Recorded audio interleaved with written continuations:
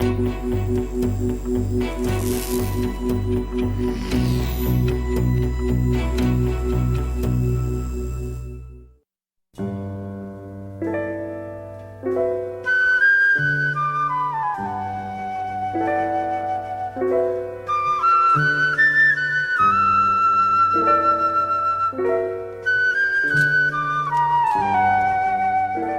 story's close to my heart, and it's personal too.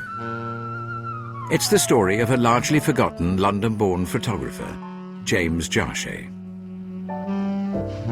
Suchet had a long and illustrious career on Fleet Street. He began photographing before the First World War, and his images continued to be printed as front-page stories up until the 1950s. He always said it was a wonderful life. It was a difficult life. It was a tough life. It wasn't the world of the paparazzi as we know it today, though. This was pure news.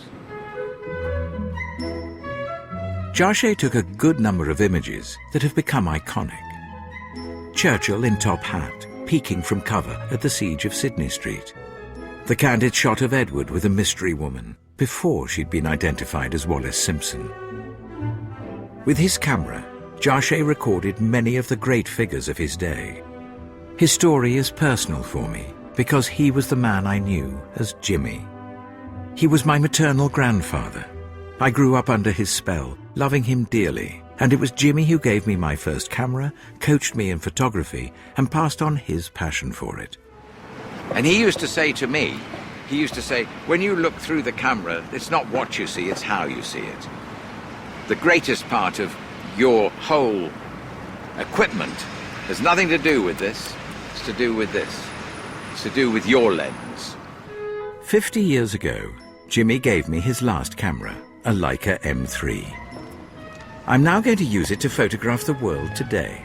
And in an attempt to understand his career better, I'm going to do what he did. I'm going to be sent on assignments across Britain to experience what it's like to be a press photographer. I'm going to photograph the sort of images that Jimmy might have been asked to photograph. I'm going to shoot some of the places and the people that he shot.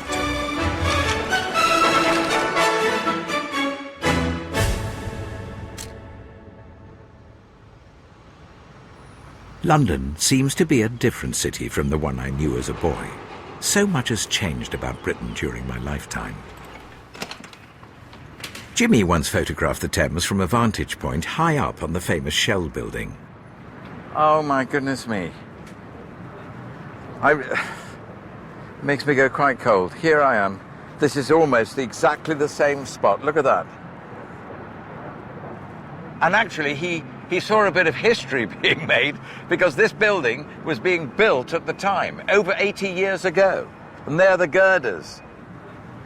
It's a snapshot of history.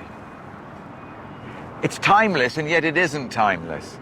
Things have moved on, and yet so much is still the same. Jimmy's father had a modest photographic business by Tower Bridge. He died when Jimmy was only 10, leaving his son and wife to run the family business. It was by necessity that Jimmy became a professional photographer when he was still just a boy. I also grew up in London with my brothers John and Peter.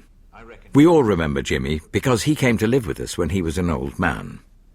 He was hugely charismatic, and he entertained us all with his vivid stories.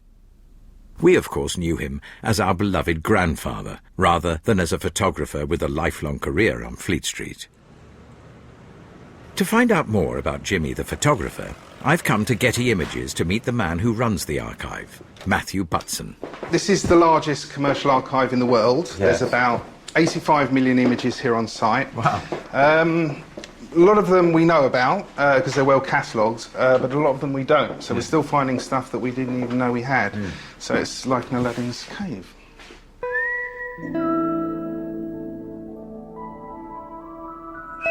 Most of this stuff is all catalogued, so we've got the day books and the index cards and what have you. I'm wondering how many of Jimmy's photographs that have never seen the light of day might lie buried in these racks. Sometimes you get continuity problems, so you get a run of negatives and then you think, where's the rest gone? Yeah. And they've gone into another collection. So sometimes it's like trying to put a jigsaw back together. So there is gold in them Nar Hills, it's just a case of finding it. It really is, in my genre, a detective story. Absolutely. To try and find out. No, definitely. And obvious question, did you find any? Well, we found a few. Did you? Well, I think you'll be interested, yeah. Really? Hope so. So if you look at the negatives, these are 66 years old. Beautiful. And that's his photograph? Yeah, and you've got, you know, the original caption slugs on even the back of So to say. the contacts. Suchet. Life in Berlin. British soldiers sitting... sitting in Hitler's desk. Turned upside down.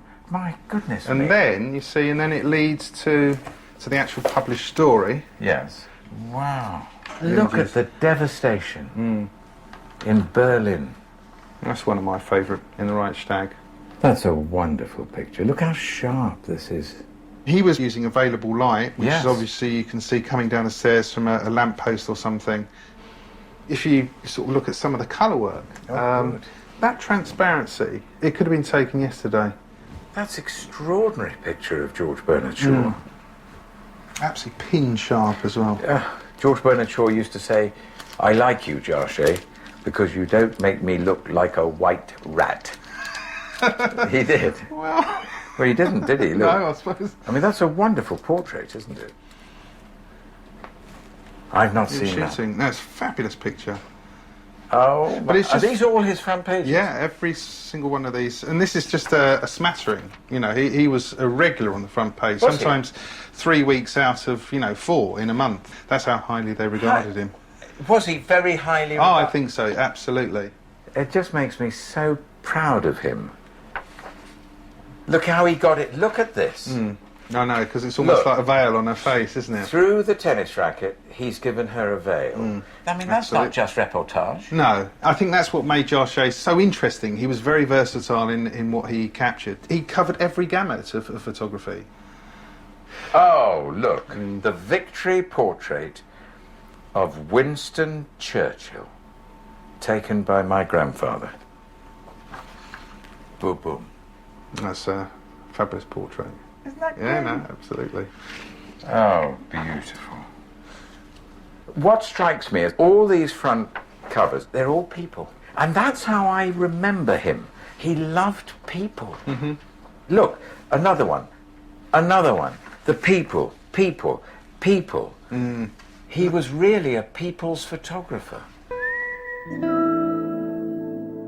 I'm amazed by the quantity and the quality of Jimmy's work that Matt's been able to dredge up from the depths of Getty's archive.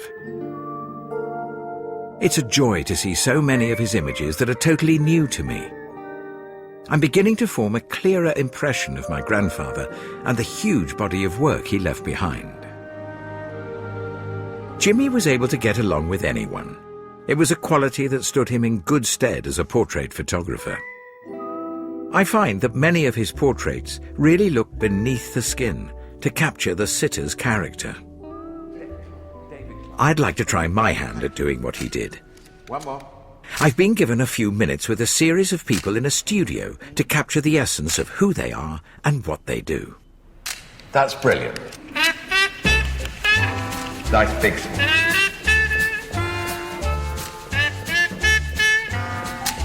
Right. Go on. Hold it. Thank you very much, Josephine. And a nice smile. Now at me. Thank you.